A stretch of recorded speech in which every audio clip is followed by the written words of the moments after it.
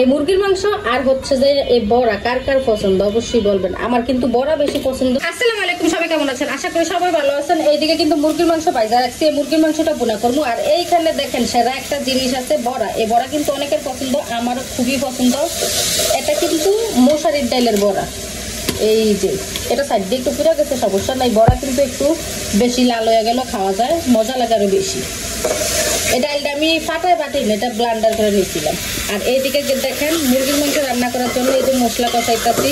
এখানে কিন্তু এই গরম মশলা, তারপরে জিরা বাটা, পরে হচ্ছে যে আদা রসুন বাটা, সাথে কিন্তু 2-3টা কাঁচামরিচও আছে, হলুদ, লবণ, মরিচের গুঁড়া, ধনিয়ার গুঁড়া, এগুলো দিয়ে কিন্তু এই মশলাটা কষাইতেছি মুরগির মাংসের জন্য।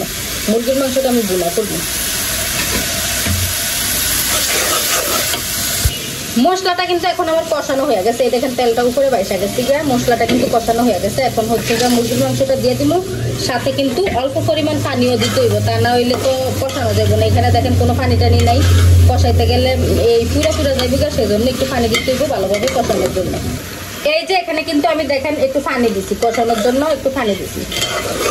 এখন আমি কিছুক্ষণ কষিয়ে নিব, 4-5 মিনিট। এইদিকে আমার মুরগির মাংসটা কষানো হয়ে গেছে। এখন কিন্তু পরিমাণ মতো ঝোল দিয়ে দিব।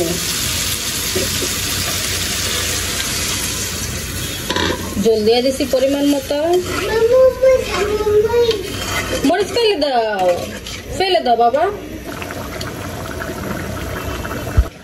এইখান থেকে 3টা বড়া খাই লাইছি, তারপরে আরো খাইতে ইচ্ছা করতেছে, কিন্তু ইচ্ছা করলো আর খাইতাম না, কারণ হচ্ছে যে এগুলো ভাতের সাথে খাবো, এগুলো ভাতের সাথে খাওয়ার জন্য রেখা দিছি। আর এই বড়া আর মুরগির মাংসের তরকারি, মানে মুরগির মাংসটা ভুনা করবো, ভুনা খুবই মজার হবে, খুবই মজার।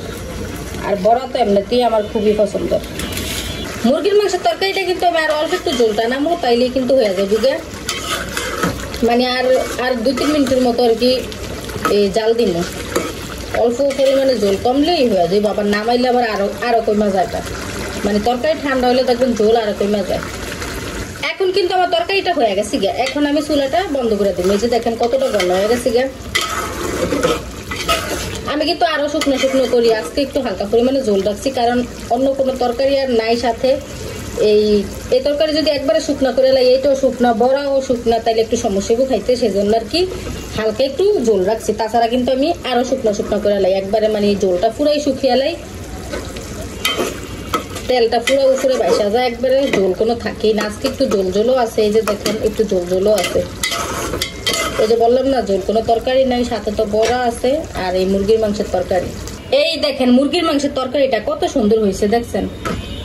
আর এই মুরগির মাংস আর হচ্ছে যে এই বড়া কার কার পছন্দ অবশ্যই বলবেন। আমার কিন্তু বড়া বেশি পছন্দ, মুরগির মাংস কিন্তু এতটা পছন্দ না। মুরগির মাংসের থেকে বড়াটা বেশি পছন্দ। তো সবাই ভালো থাকবেন, সুস্থ থাকবেন, আল্লাহ হাফেজ।